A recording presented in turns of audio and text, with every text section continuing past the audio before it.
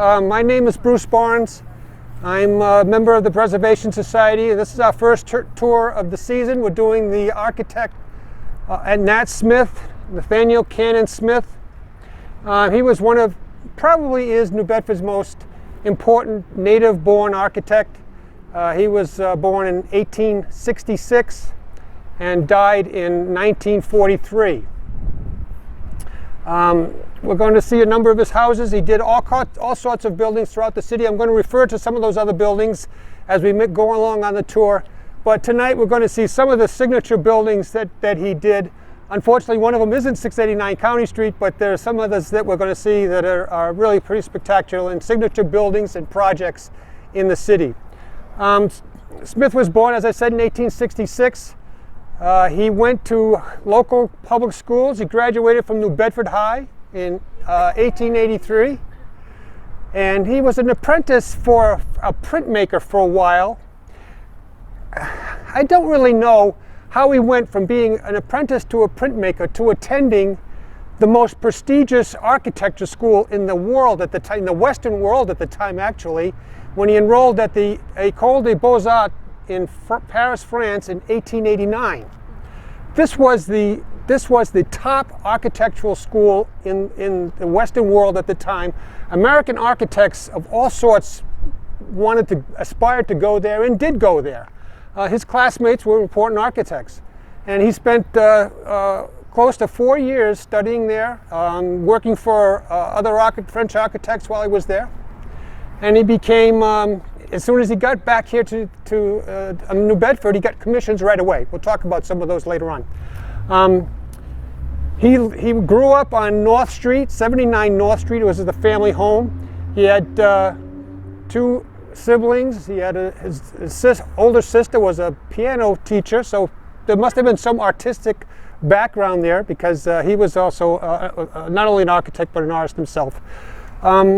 Before we get on the walking tour, I want to just give a mention to a very important person to me in my knowledge of Smith, Natalie Phillips, who was his granddaughter. Some of you may know Natalie. She was somebody who lived in town for about 25 years. She went to a lot of cultural events here in the city. She came on my walking tours. I've been doing walking tours for over 20 years. She would be a regular on my tours, like some of my regulars we have now that come to all my tours. And she was one of those persons. She told me she was connected to Nat Smith, and I didn't really take it that seriously for a while. But then then we had a long conversation after one of the tours, and she had a tremendous cachet of memorabilia, sketchbooks, all sorts of very interesting things that I'll refer to on the tour. And Natalie was a big inspiration to me to learn more about him. I've learned more than I probably ever thought I would know about Nat Smith because of Natalie. She passed away a couple of years ago, but I did want to mention her because she was really the inspiration behind this tour that we're doing tonight. The first house we're going to visit is right down the street. This is the Stephen Hayes house, 1902. The houses that Nat Smith designed are all in the Colonial Revival style. His earliest buildings are in New Bedford around 1893 when he came back from his education in France. And all the buildings that he designed are in the Colonial Revival style. That was the style that was the trendy style for really from the 1880s even till today, really. They're still building houses in what are basically imitations of colonial buildings. And the Colonial Revival style actually came out of the Centennial Exhibition in Philadelphia in 1876. It was a huge World's Fair in Philadelphia to celebrate 100 years of the American Republic. And one of those exhibit halls, it's giant exhibit halls, they actually built a colonial house inside, as to show what was, the early settlers, what they lived in. And that inspired architects to start looking at our past, our real past, in the colonial period, and designing houses that used, that mimicked those houses. They weren't copies of those houses. This is a kind of a classic Nat Smith Georgian-style house of during the early period. He changed his styles over the years, but this is one of his earliest styles. You can see that it's kind of like he took elements of the Georgian houses of the pre-revolution era and he made them into very special buildings. That's what the Colonial Revival was all about. So you see have these pilasters here. There's 4 of them. If you look at some of the real fancy houses, colonial houses, I always cite, because it's easy for people to find, the Longfellow House in Cambridge. Beautiful colonial house. Published in all the books online and so forth. If you look at that house, that's the highlight of really New England colonial architecture. And he uses some of the elements in this particular building. You can see the leaded glass. This is really a nice house. It's not a single family anymore. It's a multi-family, but originally it was a single family house. It's clearly been well cared for. This is a brand new paint job, it looks like to me. But check out the leaded glass and so forth in the windows. There's another feature of this window I want to talk about in a minute, but Hayes, just a little bit about the owner of this house. Stephen Hayes was a physician who must have made a lot of money being a doctor, because he was also on the board of a number of textile mills. And if you were on the board of a textile mill, that meant you probably had a stake of $10,000 or more in the mill. That's how you got on the board. You didn't get on the board because you were a nice guy. You got on the board because you had a lot of money invested in the mill. And somehow Hayes was very, very involved in the textile industry as well as being a physician. Now, one of the most unique features of this house and another house that's right around the corner here are the curved glass windows.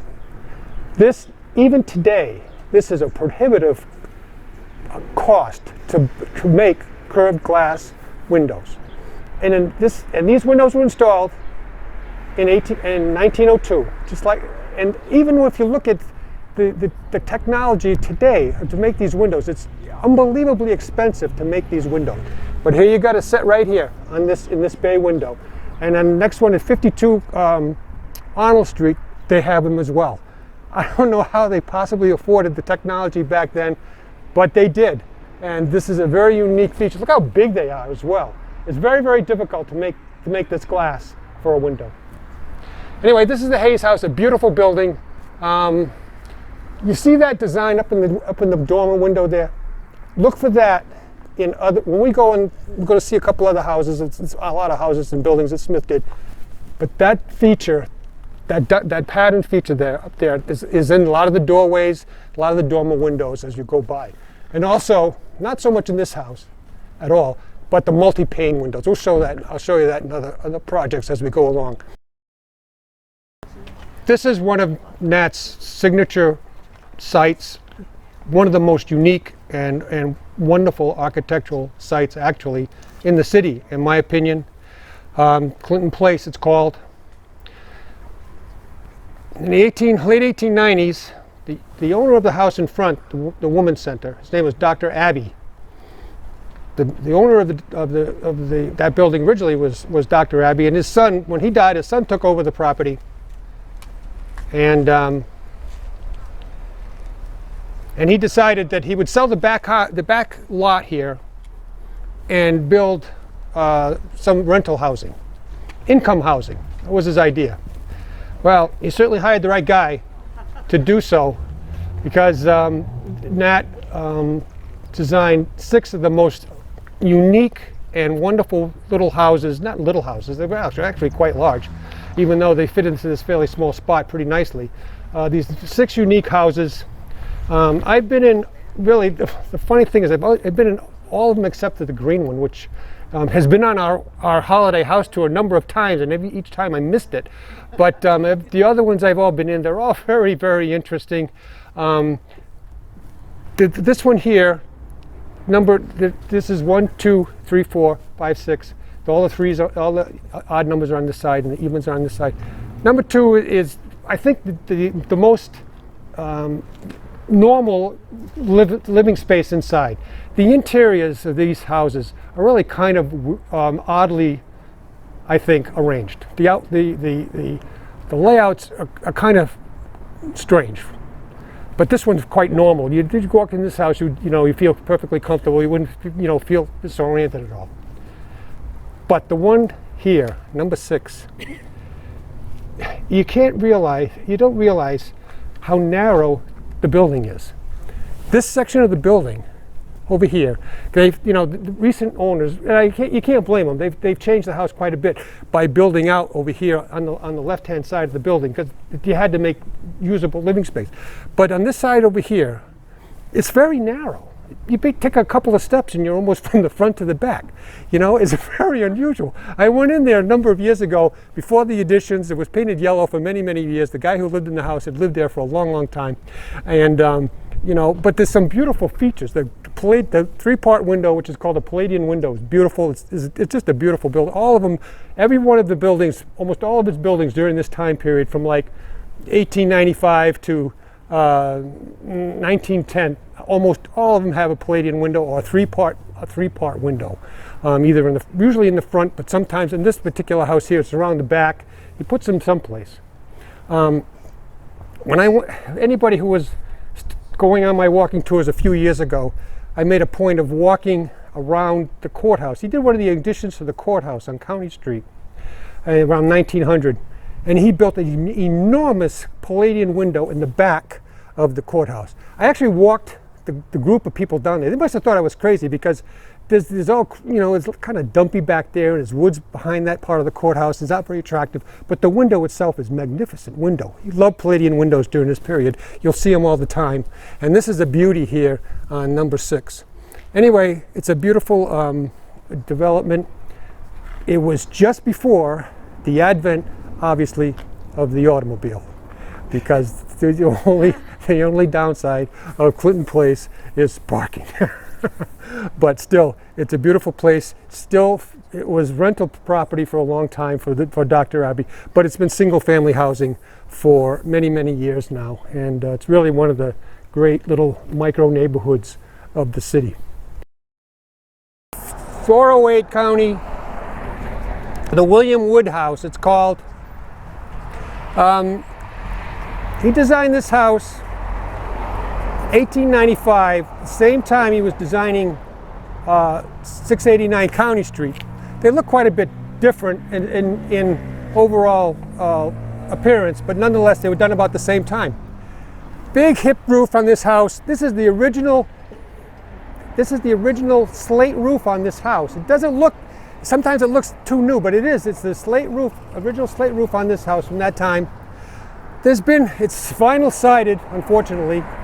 And I think that little bump out over here on the left is probably an addition. I think it was a doctor's office. I don't know, maybe anybody might remember that as being a doctor's office at one point.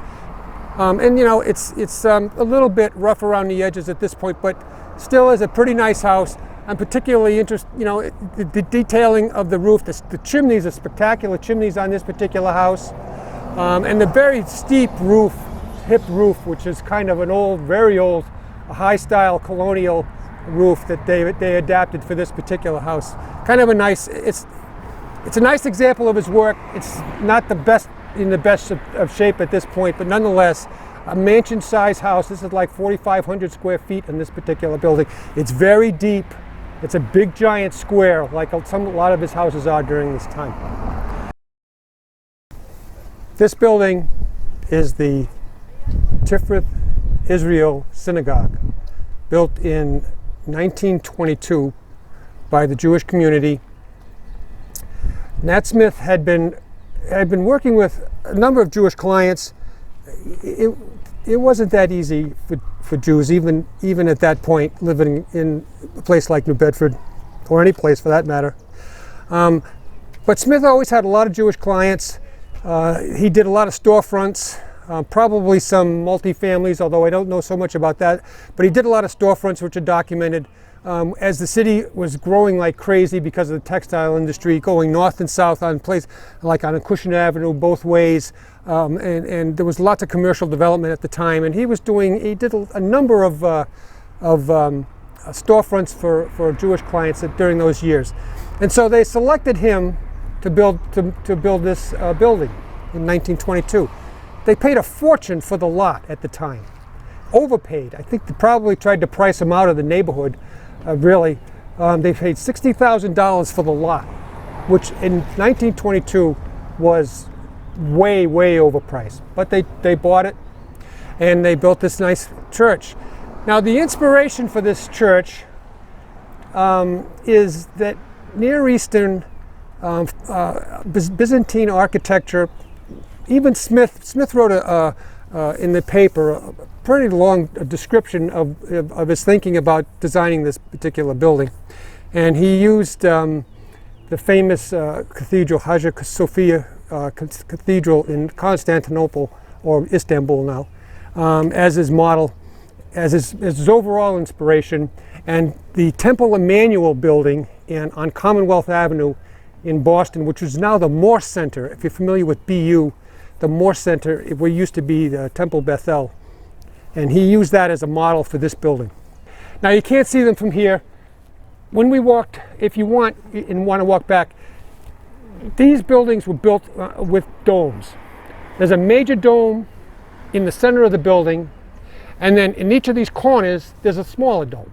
That's I don't know the structures. I'm not even going to attempt to describe the structures, but the structures were that the domes were supported by, that's how they supported the rest of the building. So there's some concern actually that this building, I talked to somebody in the preservation at the preservation office downtown. They're kind of concerned that some of that structure of the domes might have been removed and the building isn't as safe as it used to be. Anyway, that's another story. But anyway, Smith used models that he was familiar with, designed this building, and it's a pretty nice building. You can see the Star of David. He outlines exactly what all the functions of each of the spaces would be in that article. It says Tifereth in Israel. I think they actually, I'm not sure what the history of it. Now it's TH instead of the S. When they moved from here in the early 60s and they moved out to Brownell Street, right beyond the park, that's the congregation that moved from here to there. They changed the spelling. I'm not sure why that is, but anyway, this is the original building. It's a really cool building. There's nothing like this anywhere else in New Bedford for sure, because it's very unique, and it's a nice building. Now, Smith built one other church in New Bedford, and that's the Union Baptist Church. That was for the black community in New Bedford, 1897. It's on Court Street. I'm not sure if people are familiar with Union Baptist Church. It's a beautiful shingle style church, pretty big actually, with a nice big tower on it. And again, Smith used, I think I'm not sure where he got his references from, but that's kind of a style of a country church, Baptist church, black or white, used that very similar style for their churches, their wood frame churches. There's some big giant ones, Baptist churches that don't mimic this, but mimic the Union Baptist. But nonetheless, Smith again went to other sources, basically adapted the sources he found for those types of that particular congregation. And if you have a chance to go by that building as well, it's on 109 Court Street, Union Baptist Church. Very, very impressive building. There's been some minor modifications. It's pretty much as it was when it was built. The house in the corner is Nat's house, built in 1910. He designed and lived in this house for most of the rest of his life. He got ill just before he passed away, and they sold the house in 1941, and he lived, I think, in sort of like it wasn't called assisted living, but he sort of had assisted living in an apartment building on Cottage Street. The arts and crafts style became very popular in Colonial Revival architecture around 1900. Bungalows are part of the arts and crafts movement. Houses like this, the Foursquare houses, those are houses that had, a little different mindset as far as their construction. You can see the sort of Eastern type of entryway, the entryway over the doorway And the other beautiful features that are typical of Smith, these multi-pane windows, huge multi-pane windows. The next time, when you see houses from 1910 to 1920 that we do, we're going to see at least one or two more. These multi-pane windows, you see the famous, the beautiful shapes, shutters and stuff like that. Just a beautiful building. It's nice to see what the architect thought was very important for himself. Now, Smith was a very gregarious man. I learned this from, I talked to a number of people who actually knew of him and knew him personally. And he was a very, when he entertained lavishly, had big parties here. He was interested in all sorts of things. He started a men's cooking club during the 20s. He was an artist. He taught at the Swain School for a little while. You know, he was interested in all sorts of things. And when he had people over, he spared no expense on entertaining his guests. And one of the things he did, and when we did the exhibit at RJD, we had a set of them, he would draw individual place settings for the guests, which had some significance to each guest. It was very cool. Had their name and had a picture of the ones that we saw. The people were from Canada, so I had Canadian scenes, a lighthouse. I didn't recognize any of the scenes, but they were particular to the guests that they had. So he was very, he loved to do that. You know, he wasn't a wealthy man. I think he actually got this lot. He did a project for we're going to go by the house briefly, the Rodman house, the big Rodman house. Did a project there for a guy named J. Frank Knowles, and J. Frank Knowles owned this lot. I think Knowles, I don't know for this for sure, but I think Knowles basically traded him the job for the lot because he built the house right after he finished the commission. So there had to be some quid pro quo there, in my view anyway, because you know, this is this is on that house's lot. It had to be something together, and that's because that's when he did the house. Because he rented a house, rooms at a house at 112 Mill Street. If you're familiar with that section of New Bedford, 112 Mill Street is about a block in from County Street, and there's this giant Renaissance Revival house. It has a cupola on the top. It's a big square building. Can't miss it when you drive by. He lived in that house until he built this, and he was 44 years old when he built this house. So it wasn't like, you know, he had to obviously need to accumulate enough money to build the house, because I do think he got the lot from J. Frank Knowles. Anyway, this is his house. Beautiful building. I haven't been in it. Still a single family home, and it's just a beauty. So in 1906, Smith got a huge commission. The library downtown used to be the city hall, and they had a major fire in 1906. And the city at the time decided to flip the uses of the buildings, because the original library was across the street, and they decided to, you know, just flip the uses. And Nat Smith got the job of redesigning the burnt out City Hall, which was at the time, and redesign the library. And that's what he did. The interior of the downtown library, as you see it today, with all that marble and the rotunda, it's all Nat Smith's work, and the mosaic tile on the floor, Nat Smith.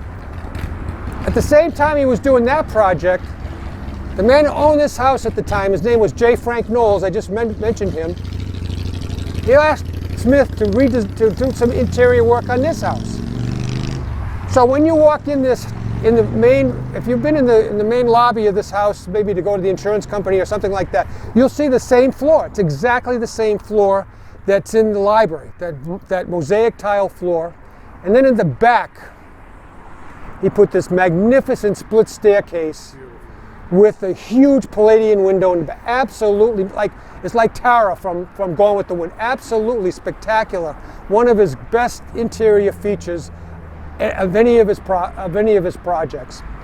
He also built the annex, designed the annex, which is in the back, that long, narrow building. I think that was actually a garage originally, although I'm not positive about that. Anyway, he designed the annex at that time as well. So when you go into the library and see that mosaic floor and you walk into this building and say, I think I've seen that before, you have. It's in this building.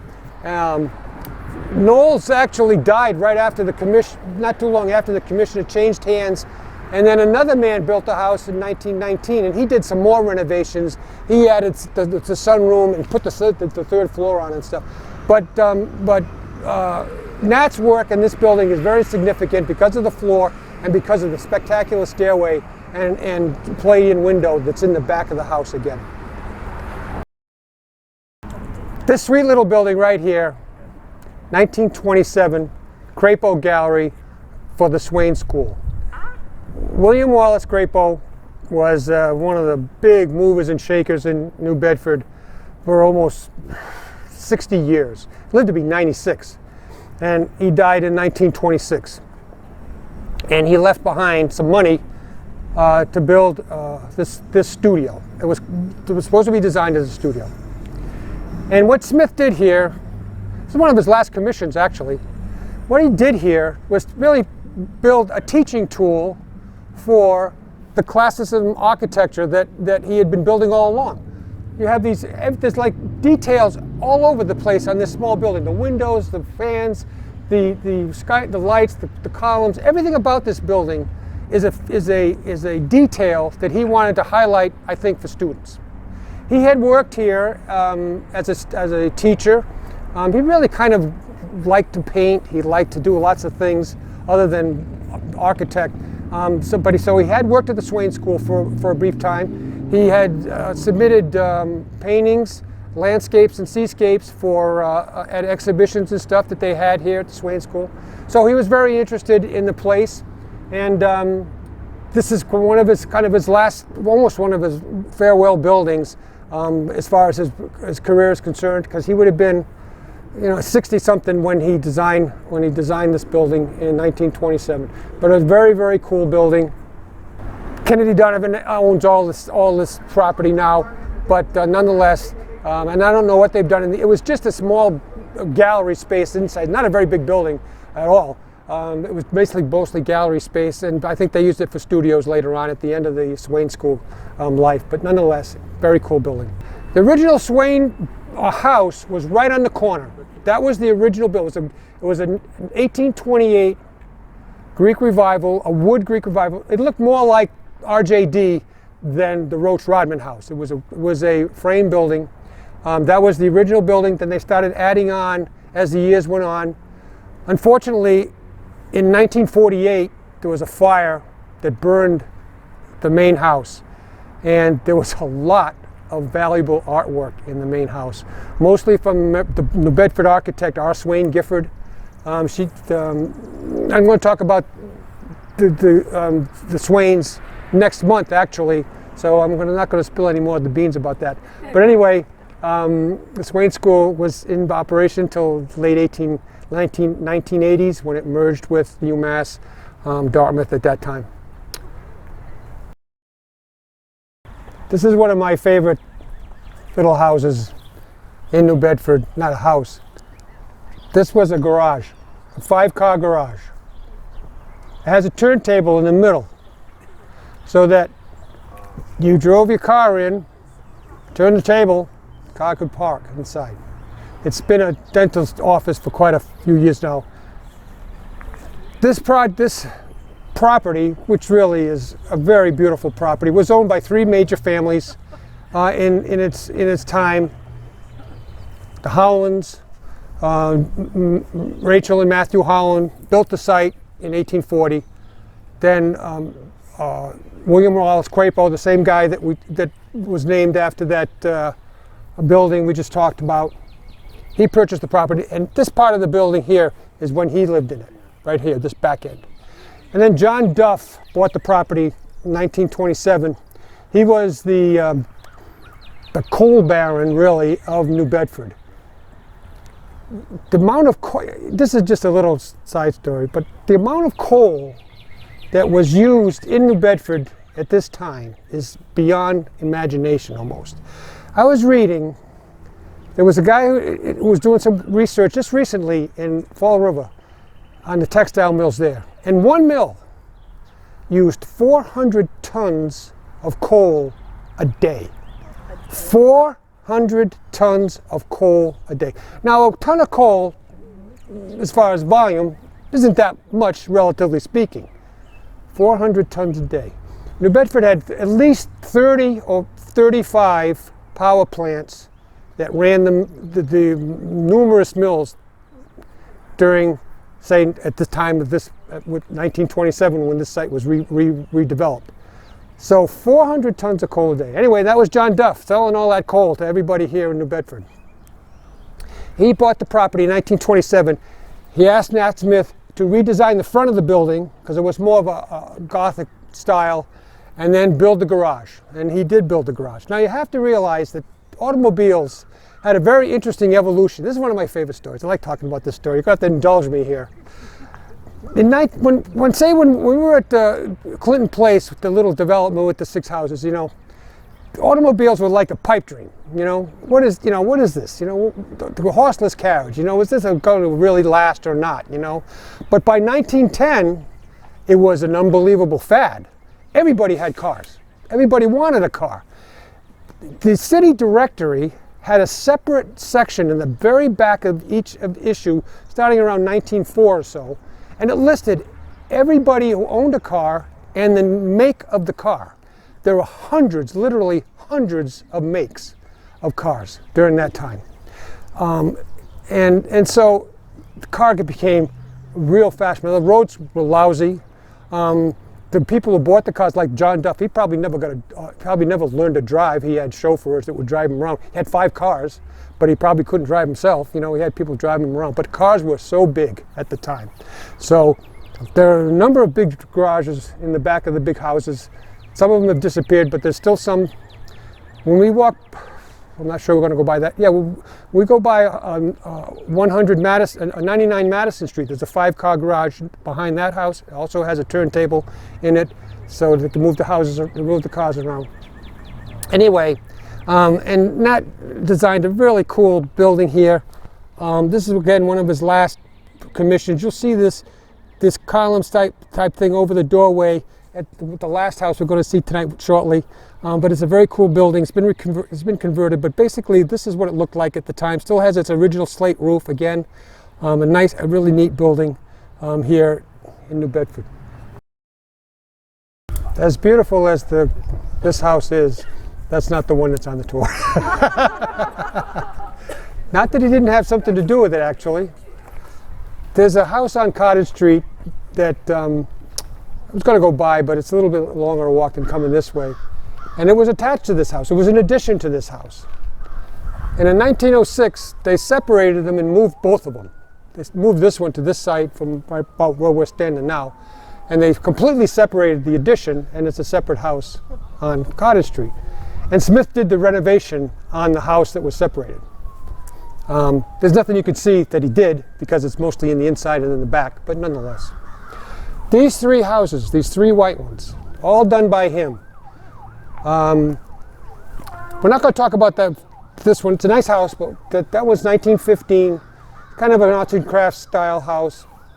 But this is the gem here in the middle. This was his best friend, Thomas B. Wilcox Jr., and he designed this arts and crafts house, 1914, on this site. It's a beautiful building on the outside. I've been in this house a number of times. The lady that lives in this house knew Nat. She was one of the sources of the information about his lifestyle and other types of details. She actually knew him a little bit better than Natalie did, Natalie Phillips. So I get a lot of information from her. It's a nice house on the inside, but it's not as it's not as grand as you might think. It's nice spaces and so forth, but the exterior is beautiful.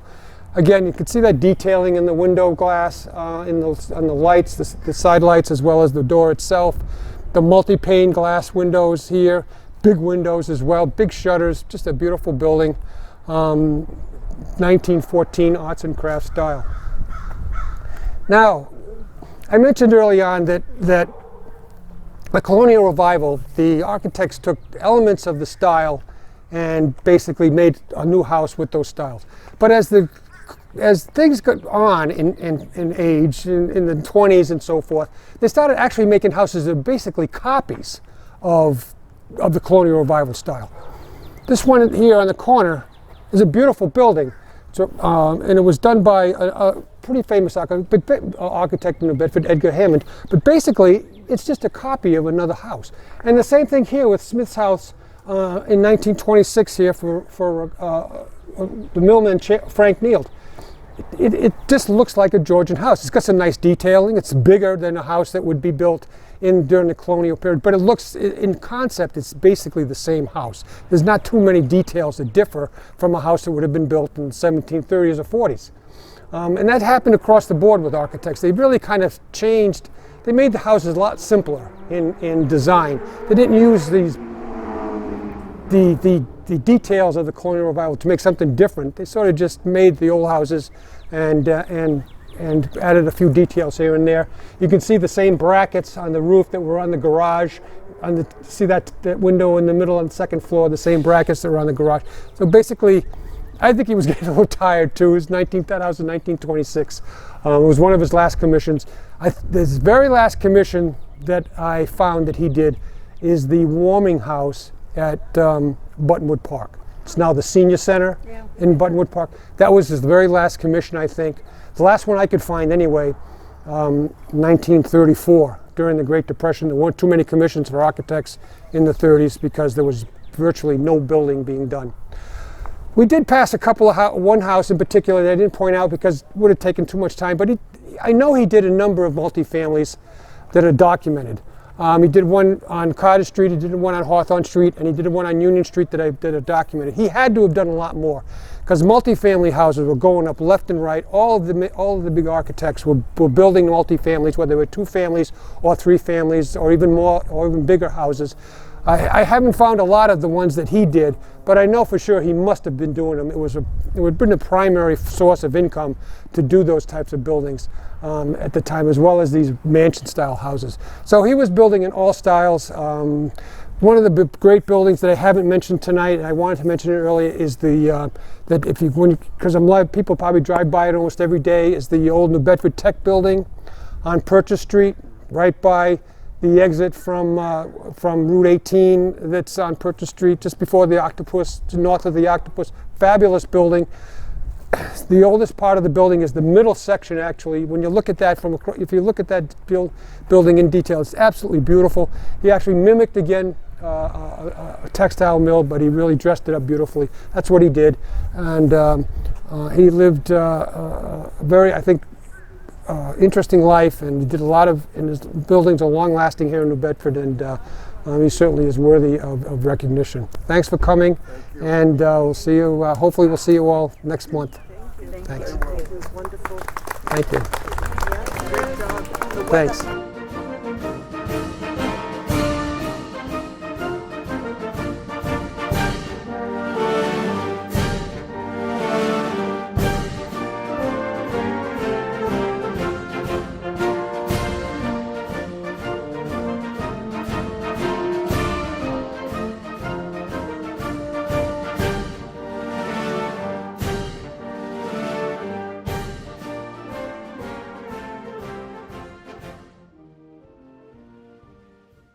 Anybody here actually own or a Nat Smith property? Which one is that? 689. Oh, 689 County Street. How are you doing with that project? It's going to take a minute. It's one of the great, really, 689 County Street. It's one of the great mansions, period, of any style in the city